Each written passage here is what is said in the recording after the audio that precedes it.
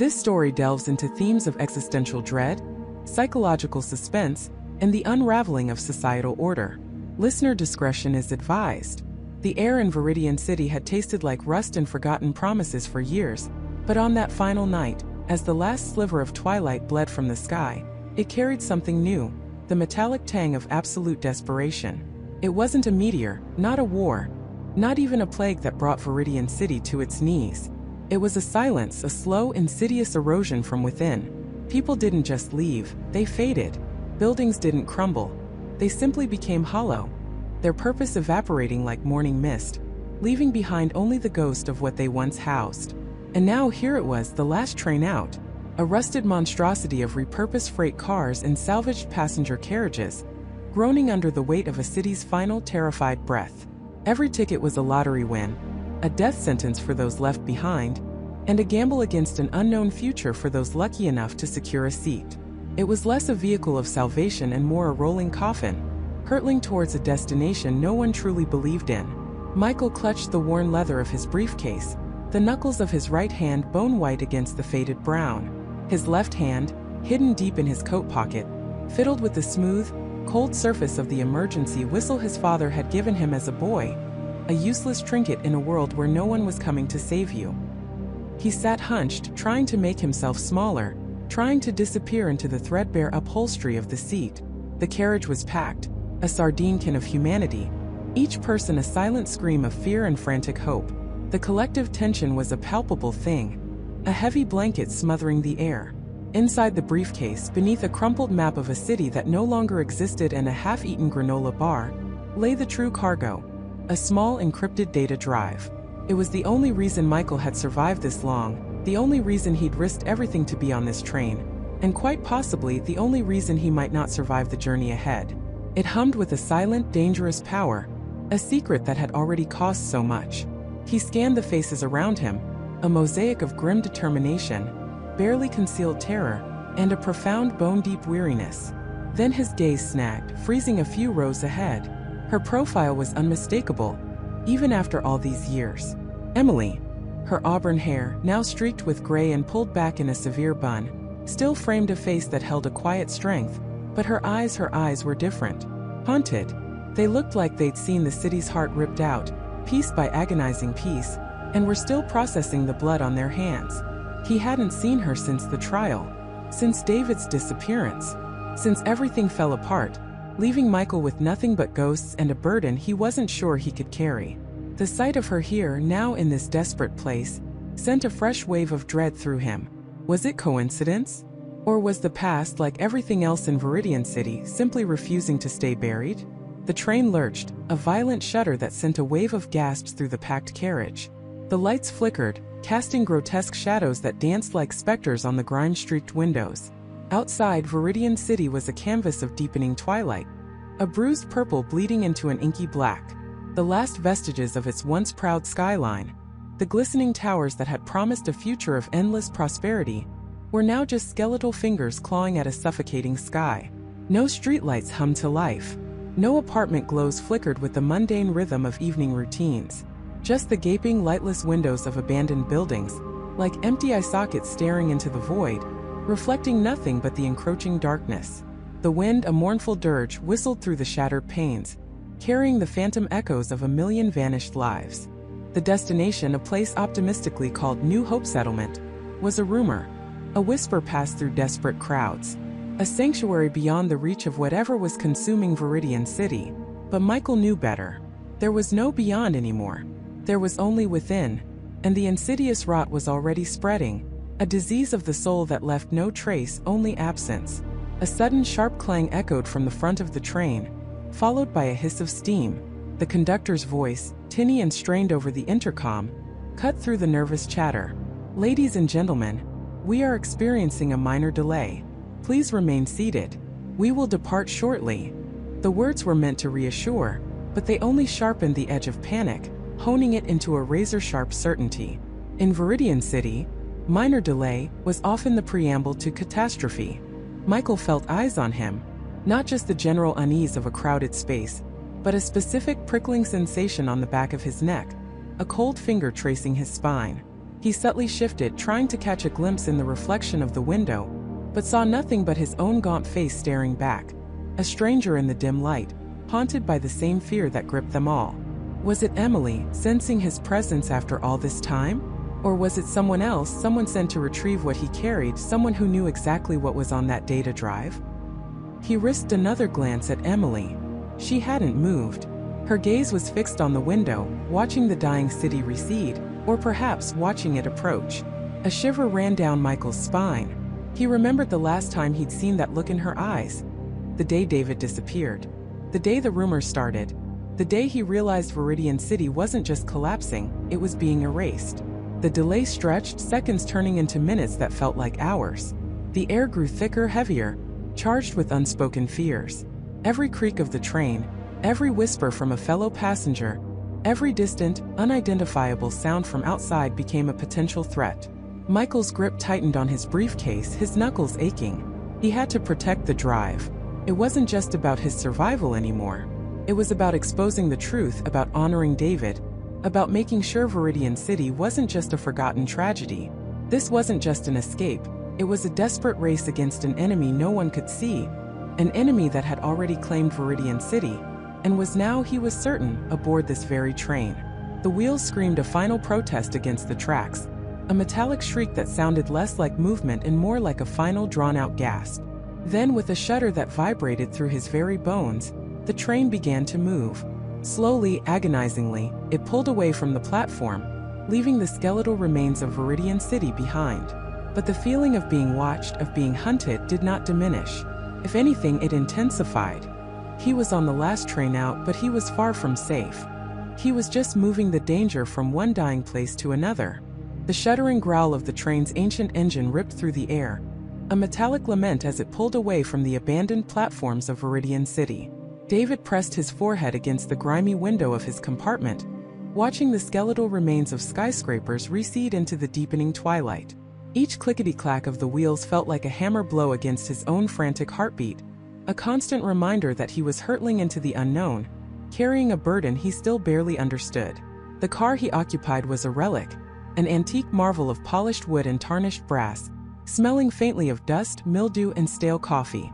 Dim, flickering incandescent bulbs cast long, dancing shadows that played tricks on his eyes, turning every coat slung over a seat and every luggage rack into a potential lurking figure. He'd chosen a window seat, hoping the illusion of escape, of watching the world flee past, would offer some solace. It didn't. His reflection stared back, gaunt and wide-eyed, a stranger haunted by the specter of what he'd left behind, and what might be following him. There were perhaps a dozen other passengers in this particular car, scattered across the worn velvet seats. Each one felt like a potential threat, a puzzle piece he couldn't quite fit into the terrifying picture forming in his mind. In the seat directly across the aisle, an older woman with a meticulously coiffed silver bun and unervingly bright blue eyes, Susan, was knitting with a furious rhythmic precision, her needles clicking like a nervous insect. She seemed oblivious to the world, yet David caught her gaze several times, a quick, almost imperceptible flick of her eyes in his direction before she returned to her yarn. Was it innocent curiosity or something more? Further down, a man in a dark, impeccably tailored suit, Mark, sat perfectly still, a newspaper held rigidly before him. He hadn't turned a single page since David had boarded, and the paper itself looked pristine, uncreased. Mark's stillness was unsettling, a predator's patience in plain sight. David couldn't shake the feeling that he was being observed, not just by Susan, but by every single person in the car. He tried to focus on the passing landscape, a blur of dying trees and overgrown fields, but his peripheral vision kept dragging him back to the faces around him. The train rattled violently, lurching to one side, sending a brief gasp through the car. A young woman, Jessica, a few rows ahead of David, jumped, clutching her worn backpack tighter to her chest. Her eyes, when she finally lifted them, were wide and filled with a fear that mirrored his own, a raw, untamed terror that seemed to understand the true nature of this journey. Their eyes met for a fleeting second, a silent acknowledgement of shared dread, before she quickly looked away, her knuckles white against the faded canvas of her bag. David reached into his own inside jacket pocket, his fingers brushing against the cold, smooth metal object he had secured there. He pulled his hand back quickly, his heart hammering. He couldn't afford to draw attention to it, not now, maybe not ever. This object was the reason for his flight, the MacGuffin he'd stumbled upon, the catalyst that had turned his life into a frantic dash for survival. He'd found it in the abandoned research facility on the outskirts of Viridian, a facility rumored to have been shut down years ago after a catastrophic incident. He'd only gone there looking for salvage, for anything of value in a city that had been slowly bleeding to death, its population dwindling, its businesses shuttering, its vibrant life fading into a ghostly whisper. He'd found something far more dangerous than he could have ever imagined. A sudden sharp clang echoed from the far end of the car, followed by a muffled curse. David flinched, his head snapping up. A burly man in a conductor's uniform, Officer Miller, was struggling with the jammed door, his face red with exertion. He finally got it open with a grunt, revealing a narrow, unlit corridor leading to the next car. The brief glimpse into that darkness sent a shiver down David's spine. It looked less like a passage and more like a maw. "Everything all right, officer?" Susan's voice, surprisingly loud and clear, cut through the train's rumble. Officer Miller nodded, wiping his brow with a handkerchief. "Just a bit of rust, ma'am. These old girls ain't what they used to be." He gave a forced smile that didn't quite reach his stern eyes, then glanced around the car, his gaze lingering on David for a fraction of a second too long. David felt a prickle of unease. Had he been noticed? Was he already marked? The feeling of being watched intensified, pressing in on him like the walls of a shrinking room. He tried to rationalize it, to tell himself it was just paranoia, the natural consequence of his terrifying escape from Viridian.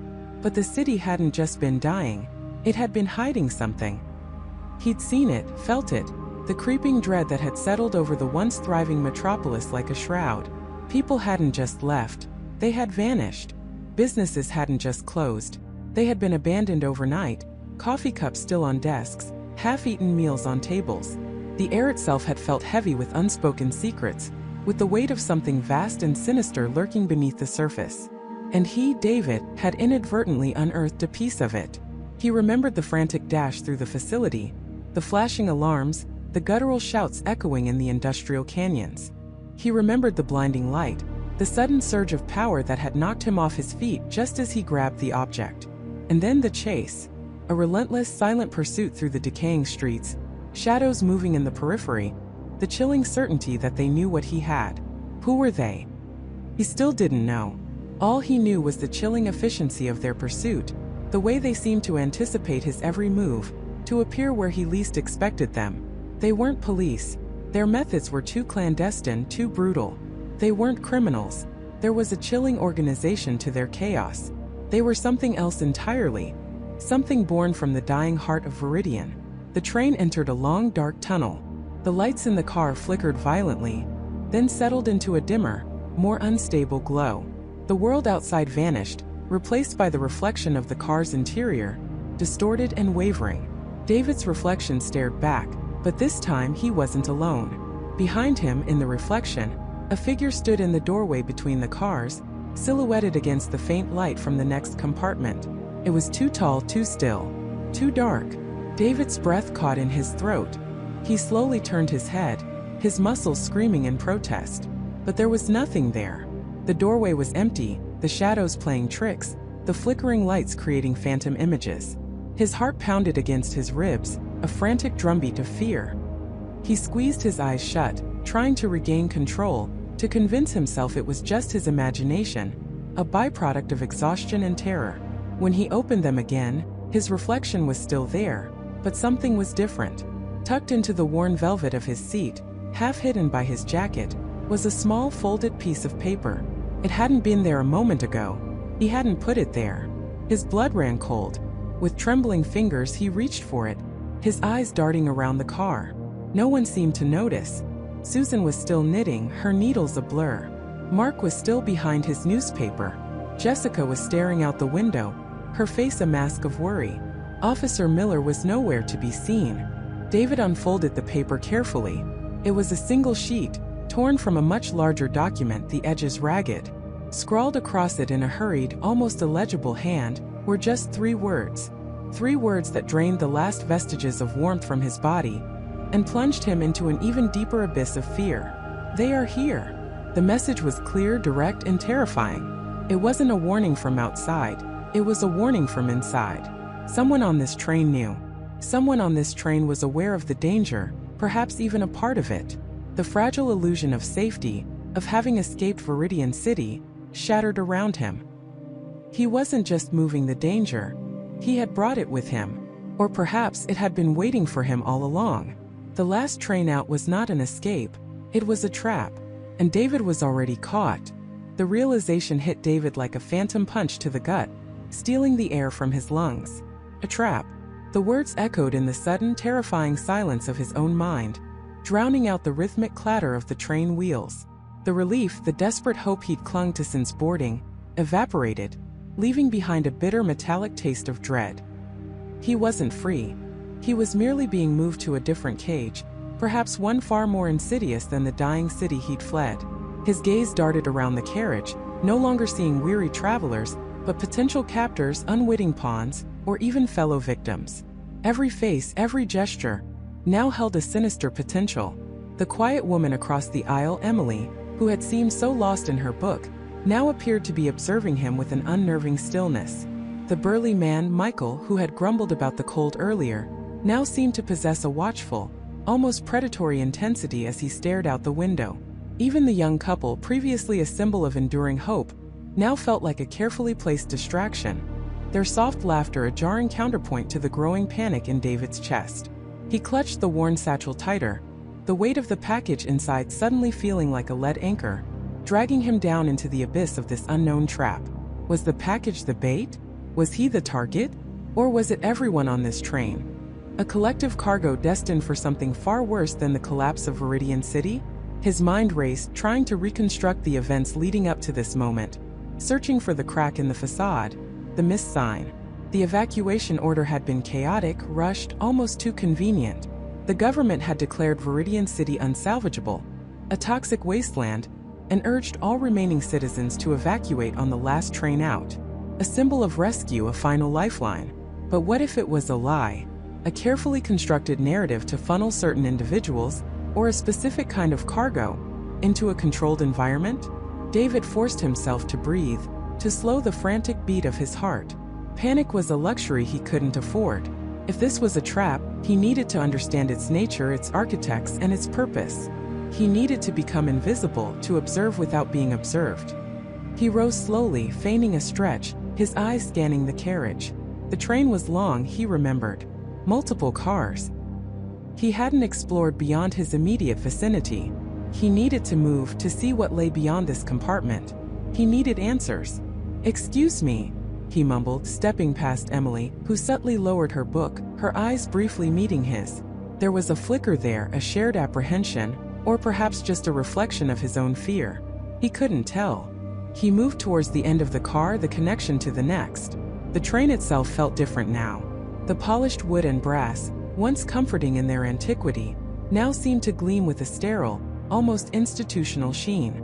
The windows, once portals to a fleeting landscape, now felt like barriers, thick and unyielding. He pushed through the heavy door into the next car. This one was less populated, with only a few scattered passengers, mostly slumped in sleep or staring blankly ahead. The air here felt colder, carrying a faint metallic tang. He walked its length, his senses on high alert, listening, watching. Nothing overtly suspicious, no overt guards or strange equipment. Just the quiet hum of the train, the sway of the carriage, and the monotonous landscape rushing by. He continued, passing through another door into what appeared to be a dining car, currently empty. The tables were set, but the pristine white tablecloths and silverware felt out of place, almost ceremonial, for what was supposed to be a desperate escape. There was a subtle hum from beneath the floorboards here, a deeper thrum than the regular engine noise, like heavy machinery working beneath them. David knelt, pressing his ear to the cold steel. It wasn't the same sound as the engine. It was something else. A generator? Or something more complex? He moved on, his unease growing with each empty car. This train was too large for the number of passengers. Far too large. Why the excess capacity? Or was it not excess but intended capacity waiting for something or someone else? He found himself in a service corridor, narrower and less ornate than the passenger cars. Here, the walls were exposed steel, riveted and functional. A series of identical, unmarked doors lined the corridor. Storage? Maintenance? Or something more sinister? He tried the handle of one. Locked. All of them.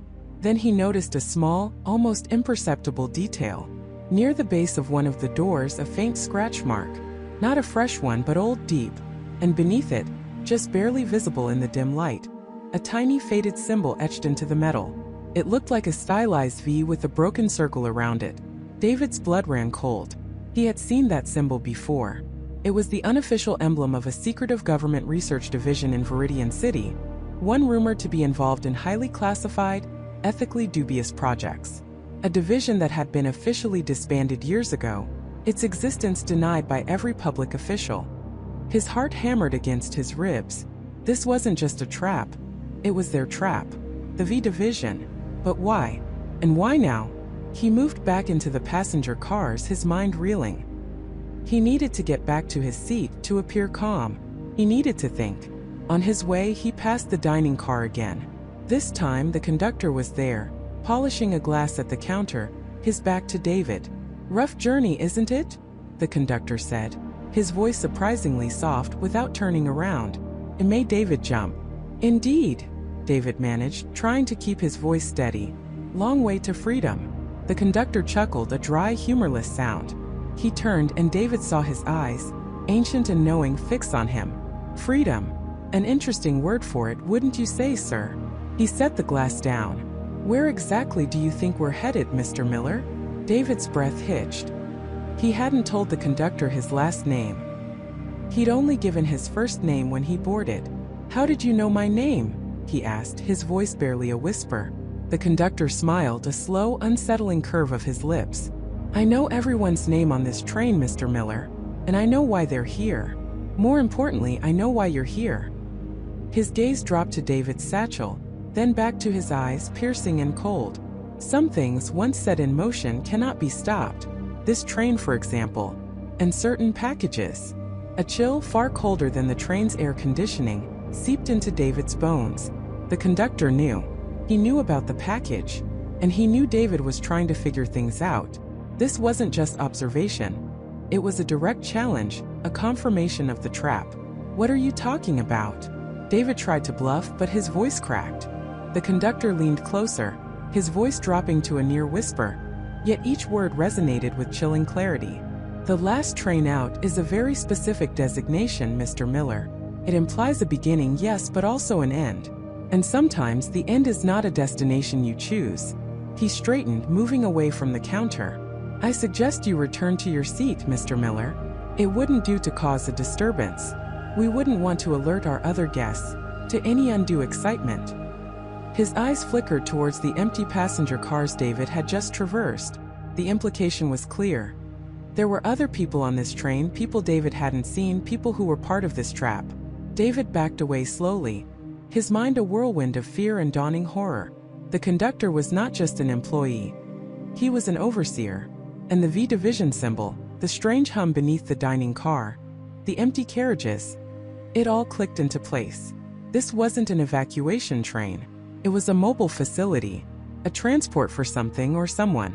And David, with his package, was integral to its purpose. He retreated, his steps heavy, the conductor's knowing smile burning in his mind.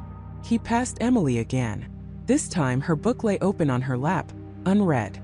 She wasn't looking at him, but out the window, her reflection showing a face etched with a fear that mirrored his own. Had she heard? Did she know more? He sank back into his seat, trying to appear nonchalant, but his hands trembled as he gripped the satchel. The package. He had to open it. He had to know what was inside, what made him such a valuable target, what tied him to this horrifying journey. He carefully unzipped the satchel, his fingers fumbling with the clasp of the plain brown wrapping paper. Inside, nestled amongst layers of padding, was not a single item, but a compact sealed metal box. It was sleek, made of an unfamiliar alloy, cool to the touch. No seams, no visible opening. And engraved on its surface, almost imperceptibly, was that same stylized V with the broken circle. The emblem of the secret division. David stared at it, frozen.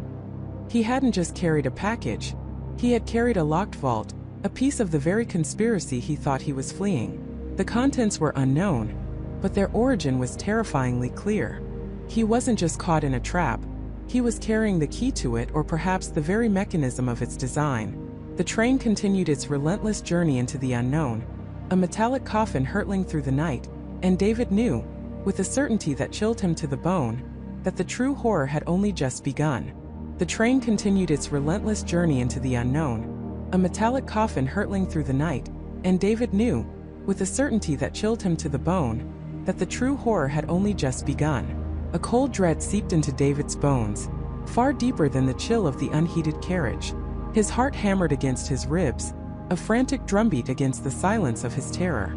He tried to rationalize it away, to dismiss it as exhaustion, as the lingering paranoia of a city in collapse, but the feeling was too potent, too specific. The train wasn't a sanctuary, it was a trap, and they, the desperate passengers, were the bait. He forced himself to breathe, to slow the frantic pace of his thoughts. He looked around the carriage, seeing the same faces he'd seen for hours, but now through a different lens. The weary expressions, the hushed conversations, the desperate hope in their eyes. It all seemed to David like lambs being led to slaughter, blissfully unaware. He saw a young mother, Emily, gently stroking her daughter's hair as the child slept, her face a mask of fragile relief. He saw an older gentleman, Mr. Henderson, meticulously polishing his spectacles, a faint smile playing on his lips, as if savoring the simple act of routine. Were they all just waiting? Waiting for what, exactly? Not salvation, David realized with a fresh wave of nausea. He pushed himself up, his muscles stiff, and began to move. He needed to see, to hear, to confirm. His eyes darted across the carriage, searching for any anomaly, any detail that might betray the train's sinister purpose. The air, he noticed, felt strangely dry, almost sterile, despite the faint metallic tang that seemed to cling to everything. The low hum of the engines, once a comforting thrum of progress, now sounded like a predatory growl, a mechanical beast digesting its cargo. As he walked towards the next carriage, the faint flicker of the overhead lights returned, more persistent this time, casting dancing shadows that made the corridor seem to writhe. He passed a closed door marked "Crew Only," and for the first time he noticed a subtle, almost invisible seam along the bottom, as if it wasn't quite sealed. A faint, sweetish odor, not unpleasant but distinctly artificial, seemed to emanate from beneath it, quickly dissipating. He reached the next carriage, where the seats were slightly more spaced out, and a few tables were bolted to the floor. Here, a man in a crisp dark uniform stood near a dispenser, handing out small foil-wrapped packages and plastic cups to a short line of passengers. This must be the next meal. David had seen him before, a tall, gaunt man with unervingly calm eyes. His name tag read, Thorn Passenger Services. David joined the line, his senses on high alert. When it was his turn, Thorn offered him a package with a practiced, almost robotic smile. "Your evening provisions, sir. And bottled water." Thorn's voice was smooth, devoid of any warmth or genuine concern, merely efficient. David took the package. It felt surprisingly light, almost hollow.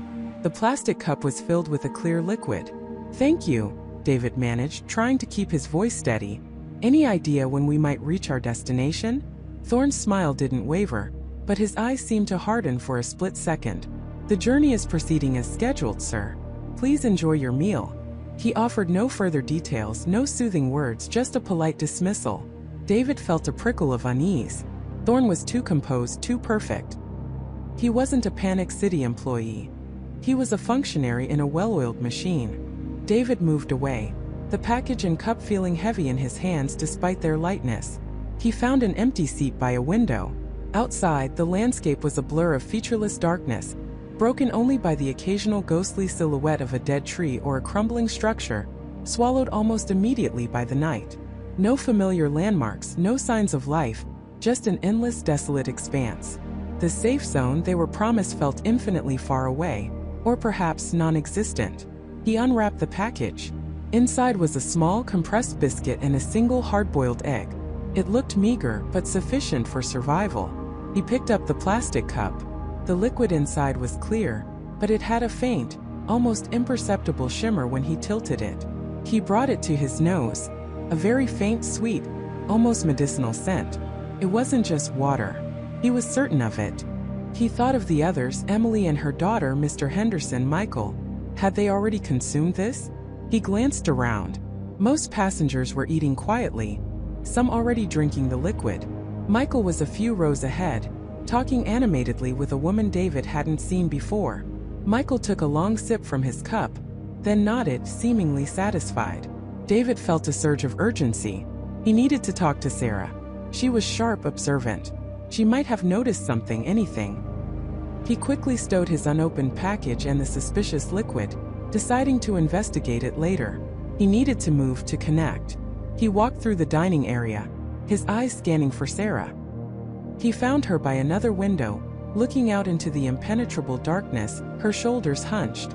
She looked pale, her usual spark dimmed by worry. "Sarah," he whispered, sitting opposite her.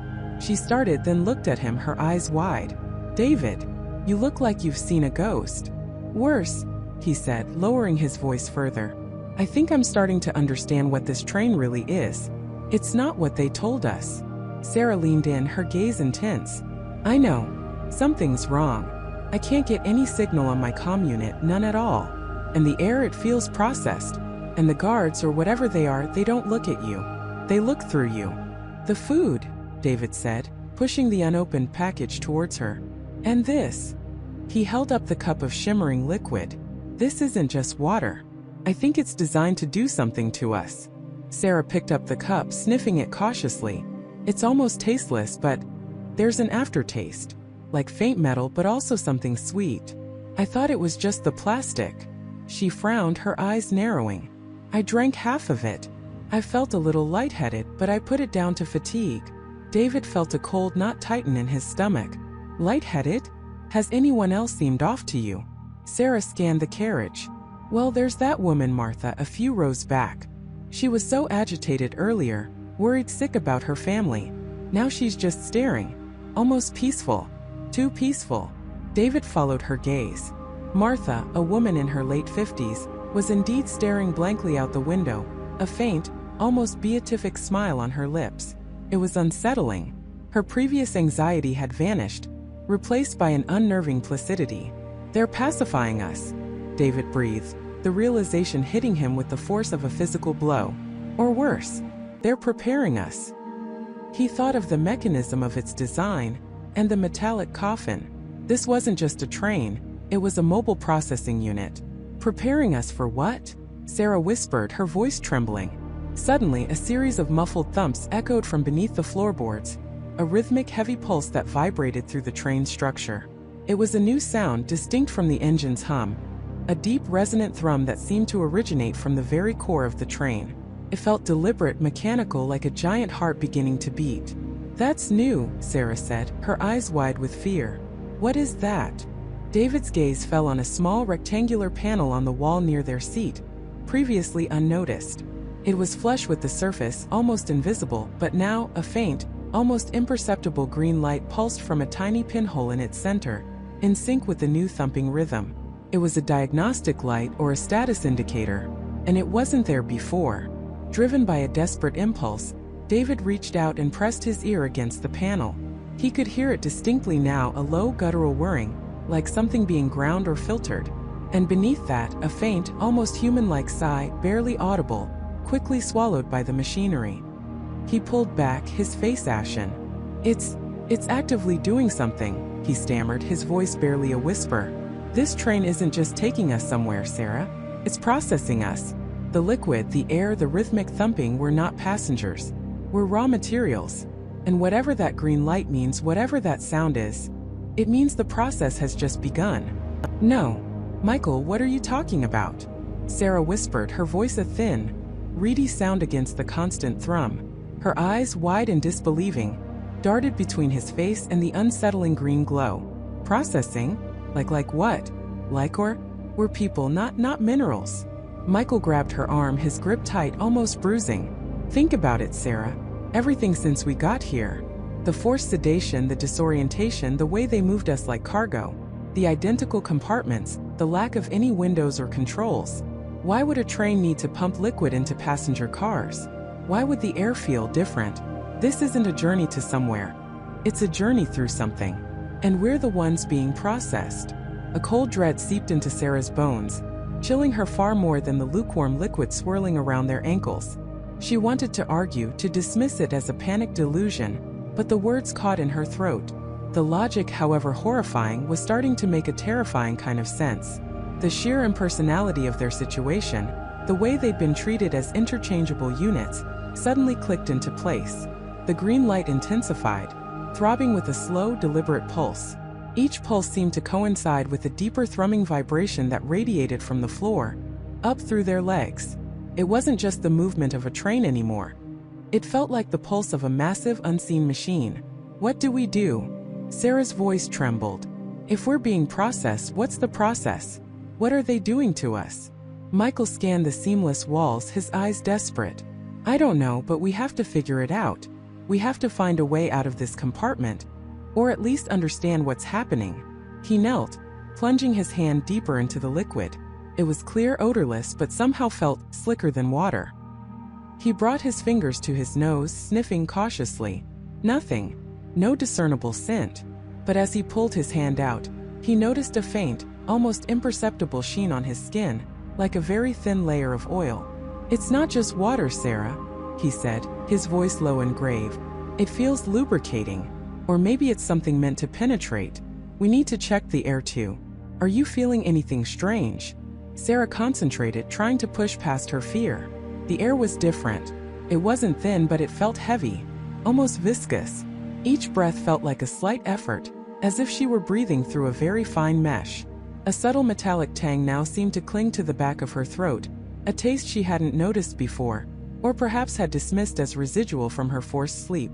My throat, she rasped. It feels a bit dry but also metallic, and the air feels thick, like breathing liquid almost. As she spoke, the green light pulsed again, and with it, a new sensation rippled through the compartment. A faint high-pitched whine began to overlay the constant thrum, like a distant turbine spooling up.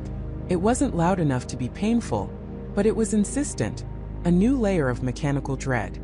The air is changing, Michael confirmed, taking a deeper breath. It's getting harder to breathe. We're in a sealed environment, Sarah. Whatever they're pumping in, it's affecting us. He started systematically pounding on the walls, moving around the perimeter of the compartment. The surface was unyielding, solid, without seam or give. There has to be a way out, or at least a panel, a vent, something. His fists thudded against the smooth metal, a futile, desperate sound.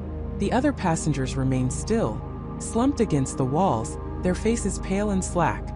Michael glanced at them, a fresh wave of horror washing over him. Were they experiencing the same changes, just deeper in their forced stupor? Or were they already further along in this horrifying process? He moved to the door, the one that had slid open just enough for them to be pushed through. He ran his fingers along the hairline crack where the two panels met, searching for a seam, a handle, anything. Nothing. It was perfectly flush, sealed as if it had never been there. Then the high-pitched whine escalated, growing louder, more piercing. The green light began to flash rapidly, a frantic, almost warning signal. And as it flashed, Michael felt a strange tingling sensation start in his feet, spreading upwards through his legs. It wasn't painful, but it was deeply unsettling, like his skin was subtly vibrating from the inside out. Do you feel that? He asked Sarah, his voice strained. The tingling. Sarah gasped, clutching her arms. Yes, it's like my blood is buzzing. What is happening? The liquid in the compartment, which had been still except for the train's movement, now began to show a subtle disturbance. Tiny, almost invisible ripples propagated from the floor, as if something beneath the surface was vibrating at an incredibly high frequency. The sheen on the liquid seemed to thicken, catching the flashing green light in shimmering, unnatural ways. The liquid, Michael breathed, his eyes wide with dawning terror. It's not just a medium, Sarah. It's active. It's conducting something. And the air is getting thinner but also denser. It's like it's being compressed around us. He looked down at his hand, still slick from the liquid. The tingling sensation was strongest there. He rubbed his thumb and forefinger together, and a faint, almost imperceptible film peeled away from his skin, like a microscopic layer of shedding. Panic began to claw at his throat. We need to get out of this liquid, he urged, trying to pull Sarah towards the small, raised platform where they had initially been placed. "Get up here now." They scrambled onto the platform, their movements clumsy in the heavy air and the vibrating compartment. The moment their feet lifted from the liquid, the tingling sensation in their legs subsided slightly, but the buzzing in their blood persisted, a deep internal hum. From the platform they could see the liquid more clearly. It wasn't just rippling now. Small, almost imperceptible bubbles were beginning to form at the bottom of the compartment, rising slowly to the surface before vanishing. The liquid itself seemed to be subtly changing color, taking on a very faint, almost translucent green tint that mirrored the flashing light. "It's reacting," Sarah whispered, her voice barely audible over the escalating whine. "The liquid is reacting to whatever that light or sound is doing." "Michael, what if it's not just a sedative? What if it's some kind of chemical bath?" Her words hung in the air, a horrifying possibility. A chemical bath. For what? To break them down? To change them? Suddenly, a new sound erupted. A deep guttural gurgle came from beneath the floor, directly below the liquid. It was a sound of immense pressure, of something being forced or drawn through a large pipe. The green light flashed even more intensely, almost blinding them, and the high-pitched whine reached a crescendo, a painful shriek that vibrated through their teeth. Then the floor of the compartment shifted. Not the whole compartment, but a section of the floor beneath the liquid, a circular panel directly in the center, began to slowly, almost imperceptibly, descend. As it lowered, the liquid level around it dropped minimally, but the movement created a slow, deliberate whirlpool effect, drawing the green-tinted liquid towards the center. "Oh my God," Michael breathed, his eyes fixated on the descending disc. "It's a drain, or a conduit. It's pulling the liquid, and whatever's in it down." The whirlpool gathered strength, swirling faster, pulling the tiny bubbles and the faint green film towards its vortex. The gurgling sound intensified, a hungry sucking noise, and then as the center disc continued to descend, a new sight emerged from the depths, something that made Sarah's blood run cold. From the very center of the now visible circular opening, a series of thin metallic filaments, like incredibly fine, almost invisible wires, began to slowly, deliberately retract downwards into the void. They were barely visible against the dark opening, but the way they moved, the way they seemed to coil and disappear, was utterly chilling. They weren't just wires, they looked like microscopic tendrils, designed to interface with something on a biological level. "What are those?" Sarah choked out, her voice barely a whisper. Her eyes were glued to the vanishing filaments, her mind struggling to comprehend. Michael didn't answer immediately. He was staring at the retreating filaments, then at the still forms of the other passengers, unconscious and submerged in the increasingly turbulent, green-tinged liquid. He remembered the feeling of the liquid on his skin, the tingling the film it left behind. He remembered the metallic taste in the air, the difficulty breathing. Then he understood. Or at least, a piece of the horrifying puzzle clicked into place. "The green light," he said, his voice hoarse. "It's not a warning, Sarah. It's an indicator. The whine, the thumping, the liquid. It's all part of a cohesive system. Those filaments, they're not for draining water. They're for connecting, for absorbing." He pointed a trembling finger at the still form of a man near the center of the compartment, David, whose head was barely above the swirling liquid. As the central disc continued its slow descent, and the liquid swirled, David's body, still limp, began to slowly, almost imperceptibly, shift, rotating slightly towards the center of the vortex. "The process isn't just affecting us externally," Michael continued, his voice barely above a whisper. "It's designed to interface, to take something from us, or to put something into us. We're not being stripped away, Sarah. We're being prepared for whatever those filaments are meant to connect with. And whatever it is, it's about to make contact." As he spoke, the central disc reached its lowest point, and the gurgling subsided slightly. The whirlpool slowed, but the green tint in the liquid intensified. And then from the dark, cavernous opening, a new set of larger, thicker metallic tendrils, glinting dully in the flashing green light, began to slowly, deliberately rise. They were thicker than the vanishing filaments, segmented, almost like mechanical tentacles, ending in an array of tiny, needle-like probes. They were unmistakably designed for a biological target, and they were rising directly towards the bodies of the unconscious passengers. The process was no longer theoretical. It was about to become terrifyingly, physically real. The process was no longer theoretical. It was about to become terrifyingly, physically real. The probes reached their targets.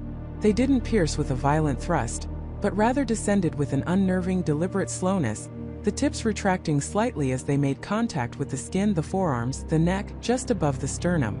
There was no blood, no visible wound, just a faint, almost imperceptible shimmer around the point of contact, as if the very air was disturbed. A low, resonant hum pulsed through the floor, vibrating up through Michael's hidden vantage point, a sound that seemed to originate from deep within the train's very structure. His breath hitched.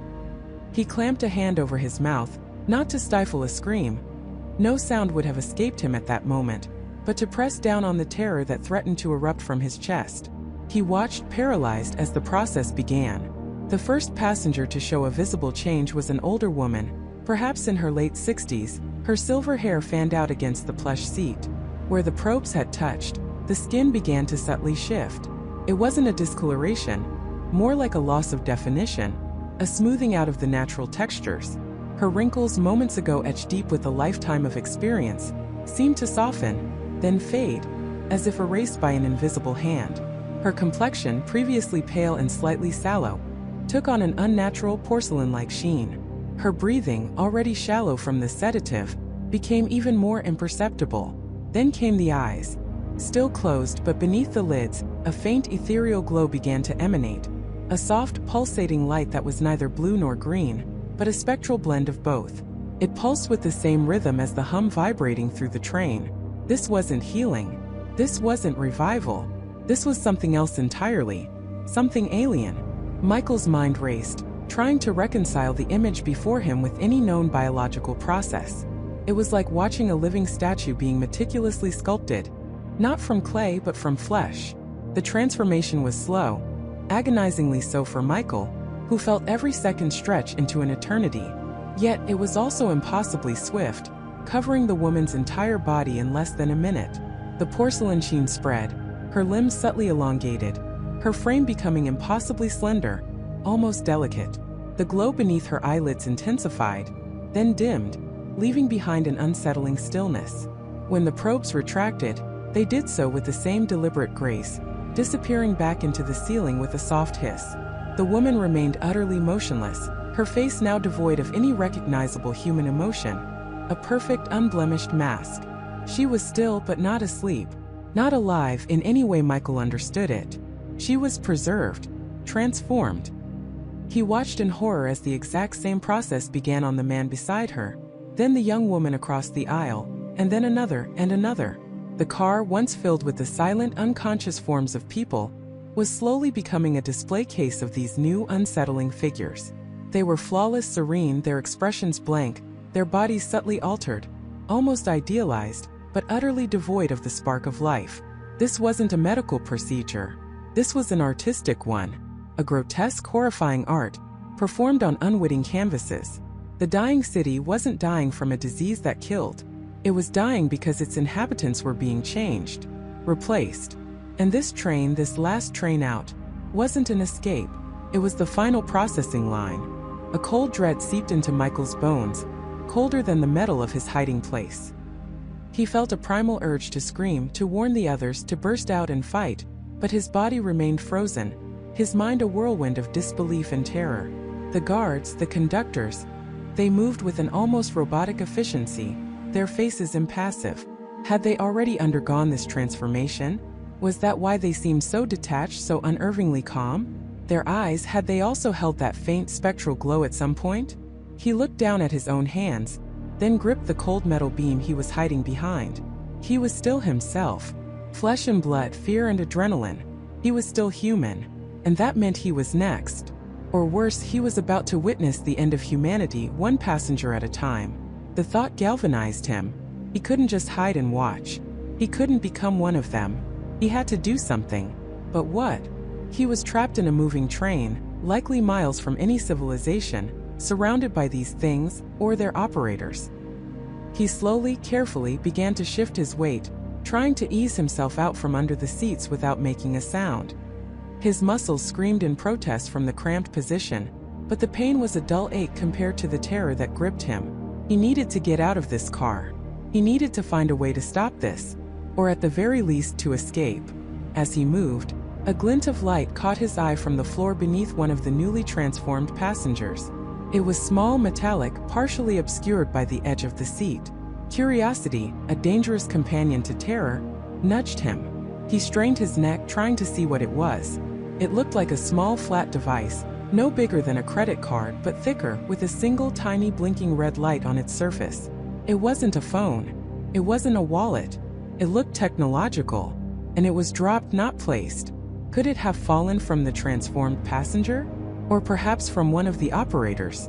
He risked extending a hand, his fingers brushing against the cold, smooth surface of the device. He snatched it quickly, pulling it back into the shadowed confines of his hiding spot.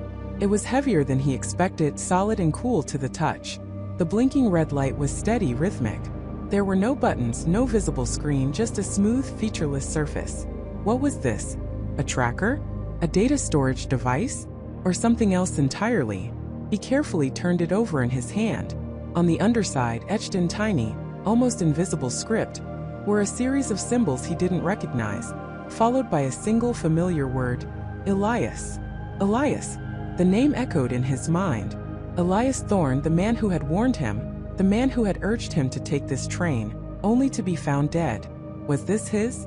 Had he dropped it? If so, why? And what did it do? His mind flashed back to Elias's frantic warnings, his desperate insistence that Michael had to be on this train. If Elias knew about this transformation, if he knew what was happening, why would he send Michael here? Unless he had a plan. Unless this device was part of it.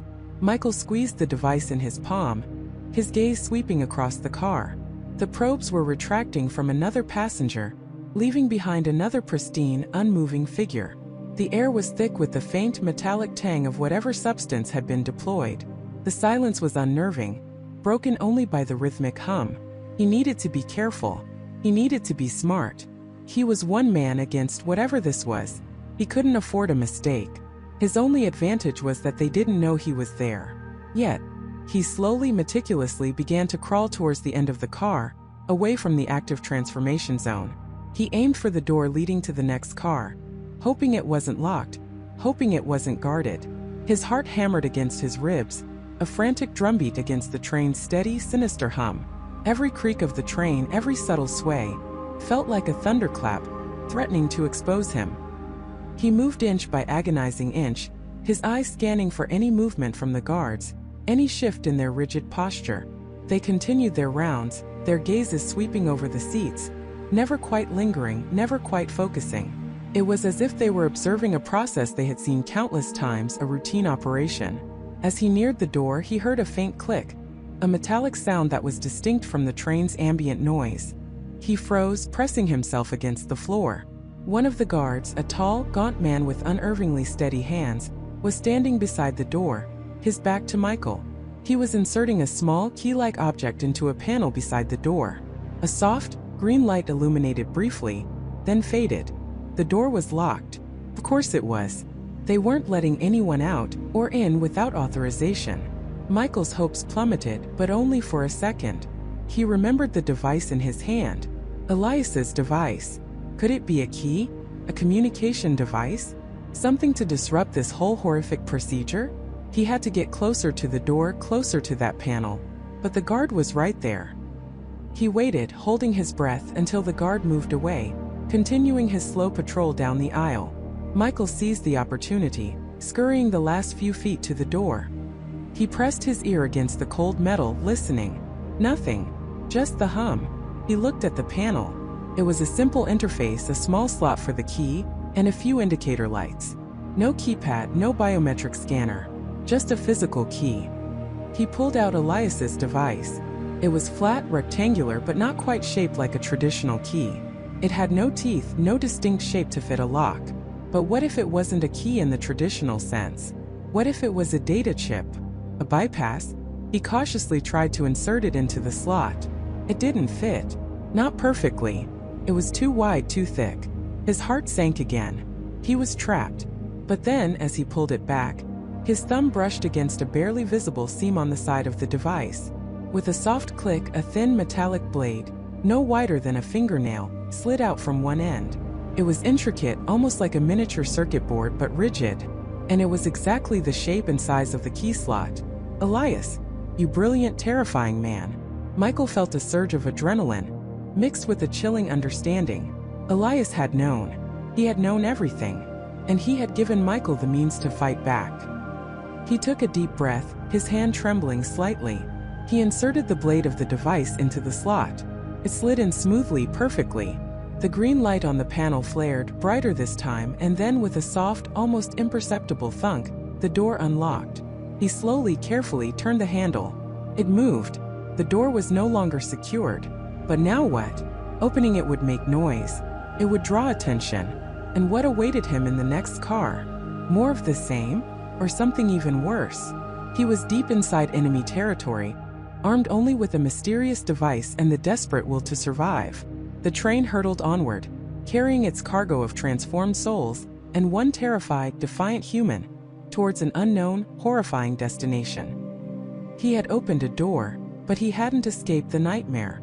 He had merely stepped closer to its terrifying heart. Michael was frozen, his breath catching in his throat, the metallic tang of fear sharp on his tongue. The train, a behemoth of steel and dread, plunged forward, its massive engines now a low guttural thrum that vibrated through the floor beneath his feet. He was in the conductor's booth, a cramped space filled with antiquated levers and glowing dials, a relic from an era long past, now repurposed for a horrifying mission. Outside the reinforced glass, the dying city was a blurred canvas of desolation. Dilapidated skyscrapers, once monuments to human ambition, now loomed like skeletal fingers against a bruised, perpetual twilight. He saw no movement, no lights, no signs of life beyond the train itself. Just an endless, silent testament to a world that had simply stopped. The sheer emptiness was a colder terror than any monster. He forced his gaze away from the window, back into the interior of the train. Through the small, grime-streaked window of the booth, he could dimly perceive the first passenger car. Shadowy figures sat in rows, perfectly still, their forms indistinct in the gloom. He had called them transformed souls, and the term still felt inadequate, yet chillingly accurate. They weren't just dead. They were something else, something used. He had to move. The conductor's booth, despite its temporary safety, was a trap. It was the command center, the heart of the beast, and he couldn't hide there indefinitely. The entity, whatever it was that had initiated this journey, would surely return or send its proxies. He needed to understand. He needed to find a way out.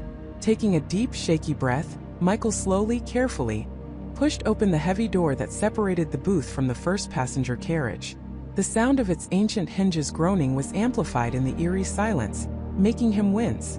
He slipped through, closing it as softly as possible behind him, plunging himself into the deeper, more profound darkness of the passenger compartment. The air in the carriage was frigid and stale, carrying the faint, unsettling scent of ozone and something else, something metallic and faintly sweet, like old blood mixed with burnt sugar. His eyes, now accustomed to the gloom, began to pick out details. The seats were upholstered in a faded, floral pattern, torn in places, revealing yellowed foam. Dust motes danced in the slivers of light that occasionally pierced the grimy windows. And then there were them. They sat upright, perfectly aligned in their seats, facing forward. Dozens of them. Men, women, even what looked like the smaller forms of children, frozen in attitudes of eerie repose. Their skin was pale, almost translucent in the dim light, and their eyes, where he could glimpse them, were wide and unblinking, reflecting nothing. They weren't slumped, they weren't decaying. They were preserved. Perfect, unblemished stillness. Michael moved with agonizing slowness, pressing himself against the wall, using the rows of seats as cover. Each step was a battle against his own pounding heart, which threatened to betray him with its frantic rhythm. He passed within inches of them. He saw a woman, her hair still neatly tied back, a faint smile on her lips, as if caught in a pleasant dream. Beside her, a man in a business suit, his hand resting on an invisible briefcase, his gaze fixed on some distant, unseen horizon. It was the uniformity that was the most terrifying. No fidgeting, no subtle shifts. They were statues, yet the train was moving, and they were its passengers. But where were they going? What was their purpose? He noticed a subtle detail then, one that made the hairs on his arms stand on end. A faint, almost imperceptible hum resonated not from the train's engines, but from within the compartment itself. It seemed to emanate from the bodies of the transformed, a collective low thrum that was just beneath the threshold of hearing, like 1,000 muted tuning forks vibrating in unison. It wasn't organic, it was mechanical. He reached the end of the first car, a narrow passage leading to the next. He paused, listening. Nothing but the train's relentless forward motion and that internal hum. He peered into the next car. More of them. Identical. Unmoving. His mind raced, trying to find a logical explanation for this impossible horror. Were they in stasis? Were they conduits? Was this some macabre procession? He needed answers, and he knew he wouldn't find them by staying hidden. He needed to explore. He moved through car after car, each identical to the last, each filled with its silent, preserved cargo. The journey was long, a terrifying gauntlet of stillness and silent observation. He felt like an intruder in a mausoleum on wheels. After what felt like an eternity, he reached a car that was different. This wasn't a passenger carriage. It was darker, more utilitarian. The seats were gone, replaced by what looked like heavy-duty storage racks lining the walls. The air here was even colder, and the metallic sweet scent was stronger, almost cloying. Michael's flashlight beam cut through the oppressive darkness, revealing rows of what looked like large cylindrical containers, each about the size of a human torso, crafted from a dull gray metal. He approached one cautiously, his heart hammering against his ribs. The surface of the cylinder was cool to the touch, smooth and seamless. There were no visible seams or latches, but on its side, a series of glowing symbols pulsed with a faint, internal light. They weren't English or any language he recognized. They were angular, almost biological in their complexity, like circuit diagrams interwoven with ancient runes. He ran his hand over the symbols, a strange warmth emanating from them. He felt a faint tremor, a low vibration, coming from inside the cylinder. It wasn't empty, and it wasn't inert. Suddenly, a low guttural growl echoed from the far end of the car, chilling Michael to the bone. It wasn't human. It was deep, resonating, and incredibly close. He spun around, his flashlight beam sweeping wildly through the darkness. At the far end, partially obscured by the storage racks, a figure stood. It was taller than a human, its silhouette bulky and misshapen. It wasn't one of the still passengers. This one moved slowly, deliberately, its head tilting as if sensing his presence. Its eyes, Michael realized with a sickening lurch, weren't vacant. They glowed with a faint, malevolent red light. This wasn't a transformed soul. This was its guardian, or its hunter. Michael froze, his mind screaming at him to run, but his feet were rooted to the spot. The creature took another step and another, its movements heavy and deliberate, each footfall echoing unnaturally in the confined space. As it emerged further into the faint light, Michael could make out its form. It was encased in some kind of dark, segmented armor that seemed to be part of its very being, not something worn. Its limbs were disproportionately long, ending in what looked like sharpened claws, and from its head, two short, curved horns protruded, glinting dully. Its face, or what passed for one, was a nightmare of fused bone and metallic plates, devoid of any human feature save for the two piercing red eyes that narrowed as they fixed on him. A low guttural clicking sound emanated from its throat. It was hunting, and he was its prey. He scrambled backwards, desperate to find an escape, a hiding spot, anything. The cylinders. He could duck behind them, use them as cover. But the creature was faster than it looked. It lunged, covering the distance with terrifying speed. Its claws raked against the metal where he had been standing a split second before, leaving deep gouged marks. The sound was deafening, a shriek of tortured metal that reverberated through the car. It knew he was there. It wasn't blind, it wasn't mindless. It was aware, and it was intelligent. He could hear its heavy breathing, a rasping mechanical sound, just on the other side of the containers. He was trapped. The train continued its relentless journey, carrying him deeper into this nightmare. And now he was no longer just an observer. He was directly in the crosshairs of whatever dark power controlled this desolate procession. He was no longer just trying to understand. He was fighting for his very survival against a threat he could barely comprehend, a creature born from the very heart of the city's demise. The hum from the cylinders intensified, a low, resonant throb, as if reacting to the violence, to the fear. He was no longer just on a train. He was in a cage with a predator. And the journey was far from over. The journey was far from over. Michael's breath hitched in his throat, a cold metallic taste coating his tongue. The hum wasn't just a sound. It was a physical presence, a vibration that resonated in his bones, a constant reminder of the monstrous engine of destruction just meters away. He was trapped, not just by the speed of the train, but by the horrifying truth he'd just unearthed. The cylinders were not just cargo. They were the architects of the city's demise, and this train, this supposed escape, was their operational hub. Panic, raw and visceral, clawed at him, threatening to consume his every thought. But beneath it, a desperate clarity began to form. He couldn't just sit here and wait for the end. Sarah. He had to find Sarah. Was she safe? Did she know? Or was she, like him, a pawn in this horrifying game? He forced himself to breathe, to think. Every shadow seemed to hold a threat. Every distant sound a warning. The train's interior, once a refuge, now felt like a labyrinth designed to disorient and trap. He had to assume David and his men were everywhere, watching, listening. His movements had to be calculated, silent. Michael carefully pulled himself up, his muscles aching from the impact. He peered through the narrow gap in the door, scanning the deserted corridor. The soft, ambient glow of the emergency lights cast long, dancing shadows, making it impossible to distinguish friend from foe. He pushed the door open, inch by agonizing inch, easing his way out into the hallway. The hum from the cargo car was a constant companion, a low, guttural growl that seemed to emanate from the very heart of the train. It pulsed, grew louder, then receded slightly, as if the cylinders were breathing. He knew he needed to understand more, to confirm his chilling hypothesis. But he also knew the direct approach was suicide. He remembered seeing a service panel earlier, near the junction between the passenger cars and the cargo section. A small, unassuming access point that might lead to a maintenance tunnel, a way to observe without being seen. It was a long shot, a desperate gamble, but it was the only option he had. He moved with the practiced stealth of someone who had once navigated urban shadows for a living. His footsteps were barely audible against the rhythmic clickety-clack of the wheels on the tracks.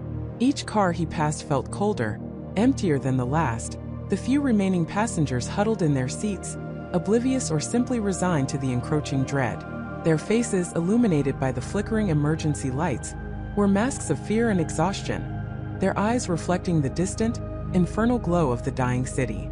As Michael neared the junction, the hum intensified, rattling the very floor beneath his feet. He pressed himself against the wall, listening. He could hear faint voices now, muffled by the thick bulkheads, but undeniably human. David's men. They were close. He spotted the service panel, a nondescript metal plate set flush into the wall. He fumbled for the latch, his fingers numb with cold and adrenaline. It clicked open with a soft metallic thud that sounded like a gunshot in the oppressive silence. He slipped inside, pulling the panel shut behind him, plunging himself into near-total darkness. The maintenance tunnel was cramped, smelling of ozone, oil and something else, something acrid and chemical. He crawled forward on his hands and knees, the metal floor vibrating violently with the train's speed and the incessant hum. The tunnel ran alongside the cargo car, its thin wall just inches from the pulsating cylinders. He could feel their heat, even through the insulated metal. He reached a small grate, a ventilation shaft offering a limited view into the cargo bay. Peering through, his blood ran cold. The cylinders were indeed active. They weren't merely storing something, they were processing it. Intricate networks of superconducting cables snaked from the cylinders, connecting to a central console where two men, clad in dark uniforms, monitored an array of flickering screens. One of them, a burly man with a scarred face, pointed at a screen displaying a complex topographical map of the city. Red lines pulsed and spread, like a cancerous growth, originating from a central point deep beneath the city's heart. On another screen, a series of graphs showed rapidly plummeting energy readings, interspersed with spiking resonance frequencies. Phase gamma initiated. The scarred man grunted into a comms unit. Resonance field holding steady. Energy extraction at 92% efficiency. City's core integrity dropping faster than projected. Michael's mind reeled. Asterisk energy extraction. Resonance field. Core integrity dropping. Asterisk. It clicked into place with a sickening thud. The city wasn't just collapsing. It was being systematically dismantled, its very essence siphoned away.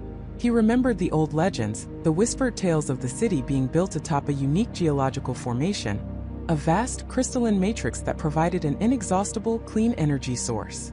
This was it. The cylinders were not just destroying the city, they were devouring its lifeblood. They were using a highly specific, low-frequency resonance to destabilize the crystalline matrix, causing it to fracture and release its stored energy, which was then harvested and stored within the cylinders. The city's collapse was merely collateral damage, a slow, agonizing death as its foundation was literally vibrated into dust and its power stolen. The hum, the throb, the growing instability. It was the sound of a city being devoured from the inside out. The train wasn't just escaping. It was the mobile control center, the ultimate heist vehicle, carrying away the spoils of a dying metropolis. A sudden sharp voice cut through his horrified thoughts. "Report, Johnson. Where are we on the final structural collapse?" It was David. His voice, calm and chillingly detached, sent a shiver down Michael's spine. "Estimated full collapse within 35 minutes, sir," Johnson replied, his voice tinny through the comms. "The tremors are increasing. We're seeing widespread foundational failure in the central districts." 35 minutes. That was all the time left. 35 minutes until the entire city, their home, became a monument to greed and destruction. And Sarah was still out there somewhere on this train, or worse still, in the city. Michael had to get out of the tunnel. He backed away slowly, carefully, every muscle screaming in protest. He reached the service panel, his hands shaking as he eased it open. He slipped back into the main corridor, pulling the panel shut just as he heard footsteps approaching from the direction of the cargo car. He flattened himself against the wall, heart pounding, barely daring to breathe. A figure in a dark uniform strode past, heading towards the passenger section, his face grim. Michael waited until the footsteps faded, then pushed himself away from the wall. He had to find Sarah. Now, he couldn't fight David, not alone. Not against armed men and a train full of active destruction. But he could warn her, maybe even find a way to disrupt their operations, buy the city a few more precious minutes, or at least escape the train before it became a tomb. He moved faster now, urgency overriding caution. He checked the passenger cars, moving from compartment to compartment, his eyes darting across the faces of the terrified passengers. No Sarah. He headed towards the dining car, then the observation lounge. The train was a ghost ship, most areas deserted, the few occupants huddled together in silent despair. He finally spotted her in a small, isolated compartment towards the rear of the second passenger car. She was sitting by the window, not looking out at the crumbling city, but staring intently at something in her hands. Her face was pale, drawn, a stark contrast to the determined woman he knew. He pushed the door open, his voice a low whisper. "Sarah!" She jumped, startled, her head snapping up. Her eyes, wide and bloodshot, met his. In her hand she clutched a small metallic device, its surface etched with unfamiliar symbols. It looked like a remote sensor or perhaps a data recorder. As he stepped closer, he saw the display screen flickering, showing a series of numbers, graphs, and a small flashing red warning icon. "Michael," she breathed, her voice barely audible. "You won't believe what I found." Her gaze shifted from the device to his face, a new chilling realization dawning in her eyes. This train, it's not escaping the disaster. It is the disaster. The words hung in the air, echoing his own horrifying discovery. But what she held in her hands, that device, it was something new, something critical. Before he could ask, before he could process the full implications of her words, a sudden violent jolt rocked the entire train. The lights flickered, plunging them into momentary darkness before sputtering back to life. A deafening metallic shriek tore through the air, followed by the sickening sound of tearing metal. The hum from the cargo car intensified to an unbearable pitch, a howling crescendo that vibrated through their very bones. Outside the window, a massive spire, once a proud sentinel of the skyline, slowly, majestically began to tilt, its upper half crumbling into a cascade of dust and debris, swallowed by the infernal glow below. The city was dying faster than ever, and they were still on board, trapped in the very heart of the beast, with no way out. The train screamed, not the usual metallic shriek of wheels on rails, but a desperate, tortured groan of metal twisting against itself, as if the entire carriage was being torn apart. A deafening roar, a symphony of destruction, erupted from outside, followed by a concussive blast that slammed through the train like a physical fist. Passengers, already on edge, were thrown from their seats, tumbling into the aisle or crashing against the windows. The lights flickered wildly, threatening to plunge them into absolute darkness, even as the outside world exploded in a hellish kaleidoscope of fire and collapsing masonry. Michael instinctively grabbed Jessica, pulling her down as a shower of fine dust and tiny shards of glass rained down from the overhead compartments. David, wide-eyed and trembling, scrambled under a seat, muttering incoherently. Emily, surprisingly, remained still, gripping the armrests, her gaze fixed on the window, though there was nothing but a chaotic blur of orange and gray to see. The train lurched, not just side to side, but with a sickening stomach-dropping downward motion. It felt like a roller coaster car plummeting from its peak. Except this wasn't for fun. This was gravity and destruction asserting their ruthless dominion. The sound was unbearable, the screech of metal, the distant rumble of further collapses, the terrified screams of the other passengers, now mingled with the frantic wail of the train's emergency alarms. "Are you okay?" Michael yelled over the din, checking Jessica, whose face was pale, but her eyes were sharp, scanning their surroundings. "I think so," she replied, her voice strained. "What was that?" "Another building." Before Michael could answer, a chillingly calm voice cut through the chaos, amplified by the train's internal speaker system. It was the conductor. "Attention, esteemed passengers. We regret to inform you of a minor deviation from our scheduled route. Due to unforeseen structural instabilities in the upper sectors, we are initiating an expedited descent into the lower transit network. Please remain calm and secured. Your cooperation is appreciated during this critical phase of our journey." Expedited descent? Lower transit network? Michael felt a cold dread creep up his spine. This wasn't a subway system. This felt different. The downward plunge intensified, pressing them into their seats. Looking out the window, the chaotic, fiery panorama of the dying city began to recede, replaced by a blurring tunnel wall that was not concrete or steel, but rough-hewn rock, ancient and unyielding. They were diving deep, far beneath the city's ravaged foundations. The conductor himself appeared in their carriage, walking with an unnerving steadiness through the panicked throng. He adjusted his cap, his eyes sweeping over the disarray with an almost detached curiosity. "As I said," he announced, his voice carrying an impossible resonance over the tremors, "a necessary adjustment. The surface, you see, is no longer conducive to efficient travel." "Where are we going?" Jessica demanded, pushing herself to her feet, her voice trembling with a mixture of fear and defiance. "What is this lower transit network?" The conductor paused beside their seats, his gaze lingering on Jessica, then Michael, then David, who was still huddled, and finally Emily, who met his stare with an unblinking intensity. "To our destination, of course. The last safe haven. The core." "The core," Michael repeated, the word echoing ominously in the rumbling carriage. "What core?" A faint, almost imperceptible smile touched the conductor's lips. "The heart of the matter, young man. The very essence of what remains." He gestured vaguely downwards. "This city you see was merely the shell. The true works, the vital organs, lie far beneath. And it is to those chambers that this train is bound." The train continued its relentless descent, the air growing thick with a peculiar, earthy scent mixed with something metallic and vaguely electrical. The rough rock walls of the tunnel occasionally gave way to massive cyclopean arches of an unknown, dark material, scarred with strange, glowing symbols that pulsed with a faint, internal light. These weren't ordinary maintenance tunnels. This was something vast, ancient, and utterly alien. "This isn't on any map," Jessica whispered, pressing her hand against the window, her breath fogging the glass. "I've studied the city's infrastructure, its old subway lines, utility tunnels. Nothing like this." "Because it predates your maps," the conductor stated, as if reading her mind. "It predates most records. A forgotten artery, reactivated in times of great necessity." He looked at Emily. "A necessity that your unique perception, perhaps, has already begun to grasp." Emily flinched slightly at being directly addressed, but remained silent, her eyes wide, fixed on the glowing symbols that periodically flashed into view outside the window. David, emerging cautiously from under the seat, his face streaked with dust, pointed a trembling finger. "It's a trap. This whole train, this whole city. It's a setup. They're not saving us." They're taking us somewhere for a reason."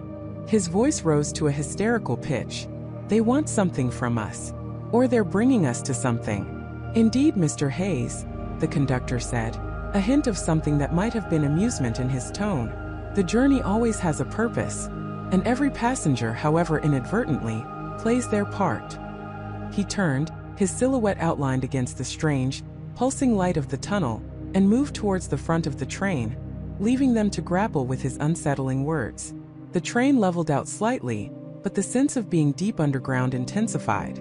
The air grew heavy, humid, and the rhythmic clack of the wheels on rails was replaced by a low, resonant thrumming that seemed to vibrate through their very bones. The tunnel widened dramatically, revealing cavernous spaces stretching into the impenetrable darkness, punctuated by colossal, dimly lit structures that defied easy description. They looked like forgotten temples or titanic machinery, or perhaps both. Massive conduits glowing with an internal, sickly green light snaked along the walls and ceiling, disappearing into the abyssal gloom. "Look," Jessica said, pointing. "Those symbols, they're everywhere. And the light, it's not electric. It's organic. It breathes." Michael peered closer. She was right. The symbols etched into the dark, unknown material of the structures weren't static. They pulsed, slowly, rhythmically, as if alive. And the sickly green glow emanating from the conduits in some of the cavernous structures seemed to ebb and flow, creating shifting shadows that danced like specters in the vastness. "This isn't natural," Emily finally spoke, her voice barely a whisper, but carrying an unusual weight. "It feels old, but also active, like something that's been dormant and is now waking up." Her words sent a fresh wave of unease through Michael. Emily's quiet observations often held a strange, intuitive truth. If something was waking up down here, deep beneath a dying city, what could it be? And what did it mean for them? The train moved slower now, a deliberate, almost ceremonial pace, allowing them to take in the bewildering landscape. They passed through what looked like immense circular chambers, each one larger than any cathedral, filled with more of the pulsating green conduits and intricate, glowing symbols. In the center of one such chamber, a colossal dark obelisk pierced the ceiling, its surface shimmering with the same strange internal light. "It's not just a network of tunnels," Michael murmured, his mind struggling to process the scale of what they were seeing. "It's a world, a subterranean world, hidden beneath ours." David, though still visibly shaken, seemed to find a grim fascination in the horror. "A power source," he hypothesized, his voice hoarse. "Or a control center. This city, maybe it wasn't just built on this. Maybe it was built for it." Jessica's eyes widened at David's theory. If this is a power source, and the city is dying, could it be connected? Is this what's causing the collapse? Or is it trying to save something from it? The questions hung heavy in the air, unanswered, as the train continued its slow, inexorable journey deeper into the subterranean unknown. The conductor's words echoed in Michael's mind. The heart of the matter, the very essence of what remains. What essence? What remained? Not the city above, clearly, but something else, something vast and ancient, hidden away, now revealed. The true purpose of the last train out of a dying city was becoming terrifyingly clear. It wasn't an escape from the city. It was a journey into its hidden, dying core, a place where the rules of their world no longer applied. They weren't escaping the beast. They were being delivered to its very maw. The train finally began to slow significantly, the thrumming growing louder, more insistent, vibrating through the floor and up their legs. A colossal circular portal, shimmering with an intense, emerald light, materialized ahead in the darkness. It was not a gate or a door, but a swirling vortex of energy, framed by more of the glowing symbols. It pulsed with a raw, ancient power that made the hair on Michael's arms stand on end. "Welcome," the conductor's voice announced over the speakers, no longer calm, but imbued with a strange, almost reverent awe, "to the sanctuary." The train glided towards the emerald vortex, its metallic skin reflecting the unearthly green light. Michael looked at Jessica, then David, then Emily. Their faces were etched with a mixture of terror and disbelief. They had boarded a train to escape a collapsing city, only to find themselves on a one-way trip to a place that shouldn't exist. A place that felt like the threshold of another dimension, or perhaps the true dying heart of this one. The portal grew, engulfing their view, a swirling abyss of green light and unknown possibility. The train wasn't just going out of a dying city, It was going into whatever had truly been dying all along, and they were along for the ride whether they wanted to be or not. The train slammed into the green, not with a crash, but a sickening lurch that felt like falling through solid ground. The sound was the first thing to warp, the familiar rumble of the wheels replaced by a high-pitched whine that vibrated deep in Michael's bones, then a profound echoing silence that pressed in on his eardrums until they ached. The green light intensified, consuming everything, not just as illumination but as a tangible, suffocating presence. It swirled not like fog, but like liquid emerald, thick and churning, pressing against the windows, distorting the world outside into an undulating nightmare. Panic erupted. Screams tore through the air, quickly swallowed by the oppressive silence. Emily clutched her head, whimpering, as if trying to push away an unbearable sound that only she could hear. Other passengers stumbled, some collapsing as gravity seemed to waver, pulling them in different directions at once. Michael felt a profound sense of disorientation, as if his own body was dissolving, then reforming, then dissolving again. He gripped the armrest, knuckles white, trying to anchor himself to a reality that was rapidly unraveling. Through the windows he saw not scenery but flashes, not just light but moments, distorted, fragmented images that weren't his own memories, but felt deeply familiar, deeply lost. A child's laughter, a bustling street from centuries ago, a vibrant forest turning to ash in an instant. It was as if the train was passing through the debris of countless forgotten realities, or perhaps, the very fabric of time itself was being shredded around them. The green wasn't light. It was a hungry, corrosive medium, eating away at the edges of their perception. Jessica, though pale and trembling, was staring out the window with a mixture of terror and a strange, almost manic fascination. Her lips moved, murmuring scientific terms Michael couldn't quite catch over the internal screaming of his own mind. He recognized a desperate attempt to categorize the impossible, to apply logic where logic had ceased to exist. Then the conductor, David, appeared from the front of the car, walking with an unnerving calm amidst the chaos. His uniform was rumpled, his face grim, but his eyes held a terrible, knowing resolve. He wasn't surprised. He wasn't afraid in the same way they were. He knew. It started. David's voice cut through the strange quiet, surprisingly clear, though it seemed to echo from everywhere at once. We're in the liminal void. The space between. What you called the dying city wasn't dying, not in the way you understood. It was being eaten. Slowly, meticulously, from the inside out. Jessica whirled around, her eyes wide. The chronal parasite, she breathed, her voice a thin whisper. It's real. My theories, the decay, the hopelessness, the feeling of time slipping away. It wasn't just economic decline. It was temporal erosion. David nodded, a grim confirmation. This entity, it exists outside of linear time. It latches onto realities, siphoning off their temporal stability. There now. It consumes the present, leaving behind only echoes and decay. The city was its latest feeding ground. And this train isn't an escape. It's a delivery system. Michael felt a cold dread settle in his stomach. A delivery system? For what? Or for whom?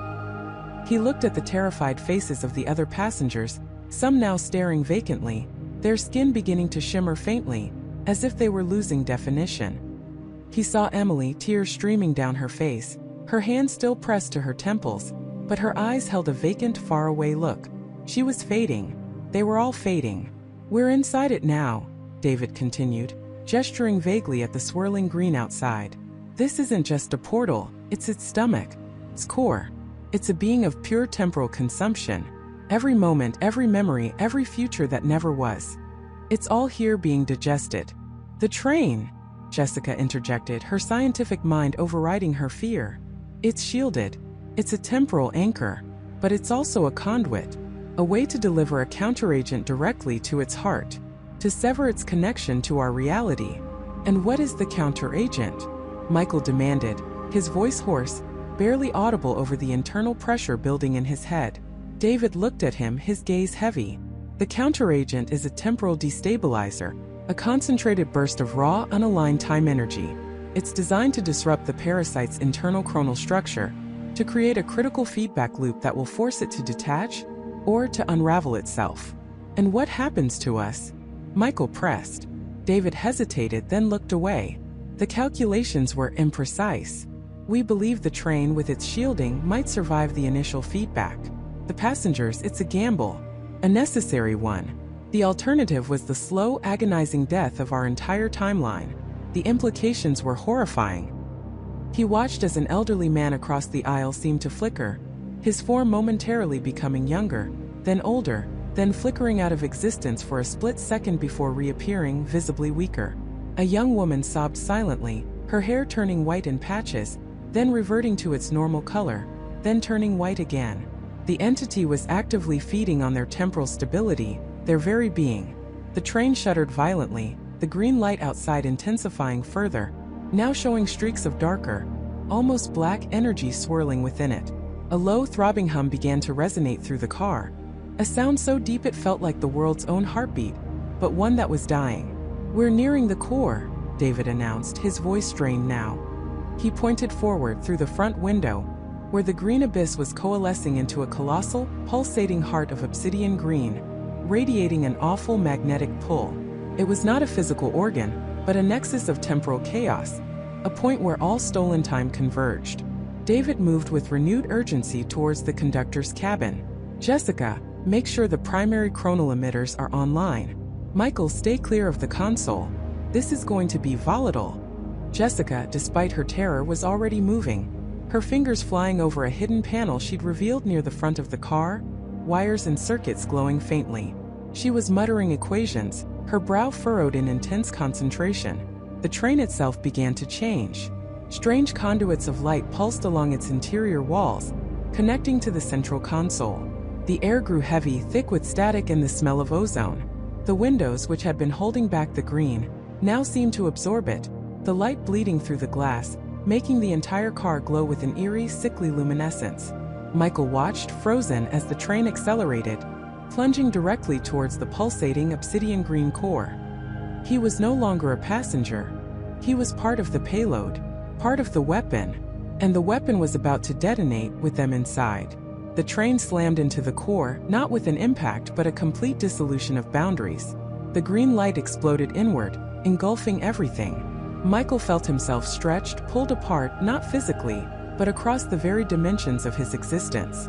He saw David silhouetted against the blinding emerald, his hand reaching for a large red lever.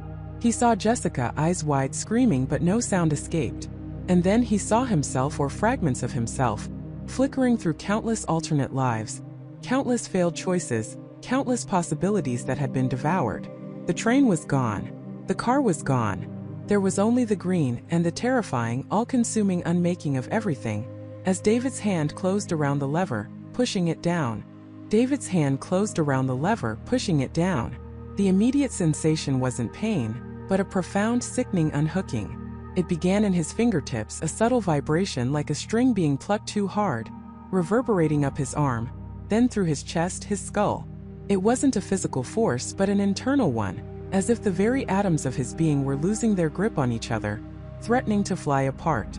The green light, which had been a pervasive backdrop, now intensified, not merely illuminating the cavern but becoming part of it, a viscous, shimmering fluid that pulsed with an unheard hum. It didn't just brighten. It deepened, becoming a shade that felt ancient and utterly alien. A color that shouldn't exist in nature. A color that consumed all other colors, leaving only itself. It was the color of the void, painted over everything. The cavern walls, before solid and imposing, now seemed to ripple, their stony surfaces blurring at the edges, like an image pixelating on a failing screen. David felt his own vision doing the same, the world around him acquiring a strange, shimmering halo, as if viewed through heat haze or distorted glass, but the distortion was within him, not external. The air grew heavy, not with humidity, but with a palpable pressure, an invisible weight pressing down on him, trying to flatten him, to erase him, to reduce him to a single inert point. Then came the sound, or rather the unsound. It wasn't a roar or a shriek, but an absence, a vacuum that sucked at the edges of his hearing, pulling all ambient noise into a singular deafening void. It was the sound of silence itself being torn, leaving behind a ringing echo in his mind that wasn't an echo at all, but the sensation of his own thoughts beginning to unravel, each concept, each memory, each piece of knowledge fraying at the edges, losing its definition. It was the sound of meaning itself being drained away. His memories, vivid moments from his life, flashed before him, not in a coherent stream, but as shattered fragments, like a kaleidoscope violently shaken, each shard reflecting a distorted, fading image. Jessica's laugh, the warmth of his mother's hand, the exact shade of the autumn leaves outside his childhood window. They flickered, then dimmed, losing their color, their sharpness, their very realness. It was as if an unseen hand was rubbing them out, one by one, erasing the chalk from the blackboard of his mind, not to make space for something new, but to ensure nothing was ever written there again. He remembered his first kiss, the taste of rain, the feel of a pet's fur, all becoming distant, hollow echoes, like whispers across an infinite chasm, losing their substance, their emotional weight.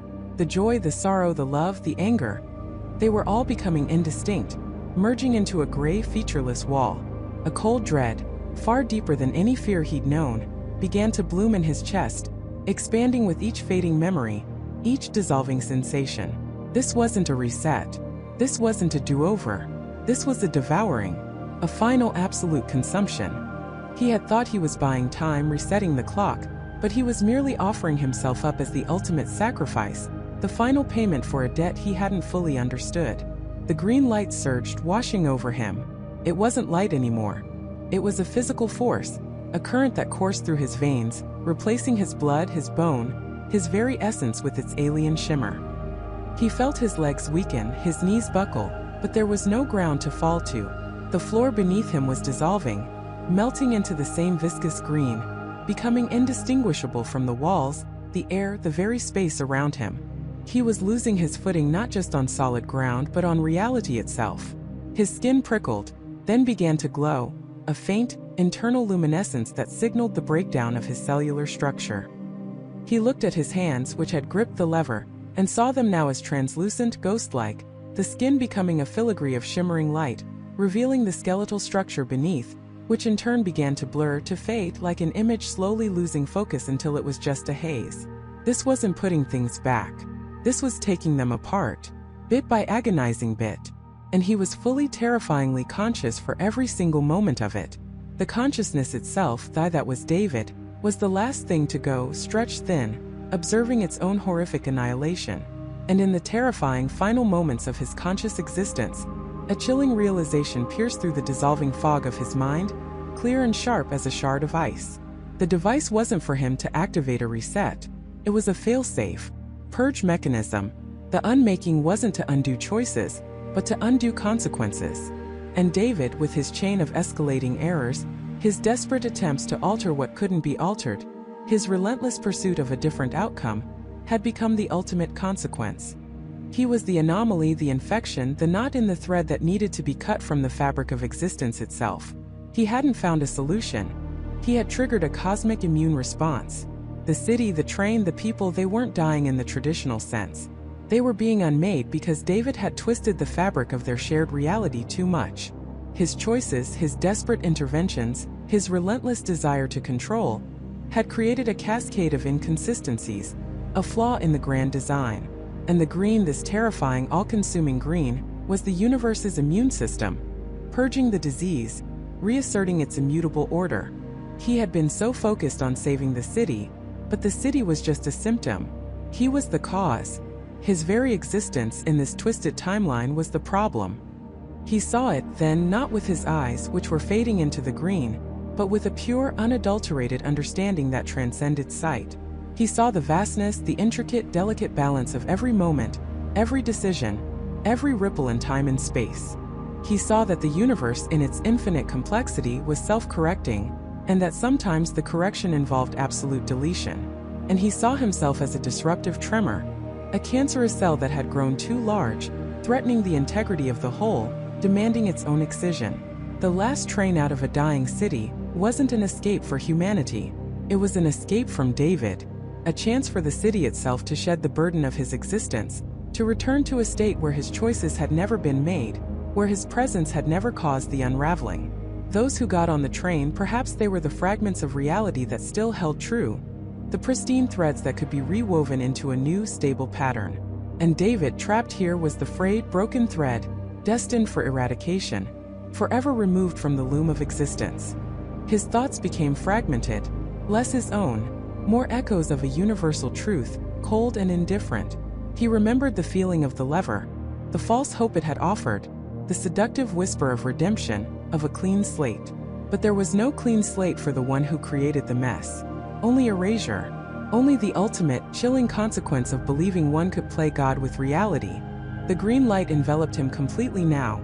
A final blinding embrace that felt both infinitely vast and claustrophobically tight. He felt his form flatten, his consciousness stretched thin, like a membrane pulled taut to the breaking point, then pierced.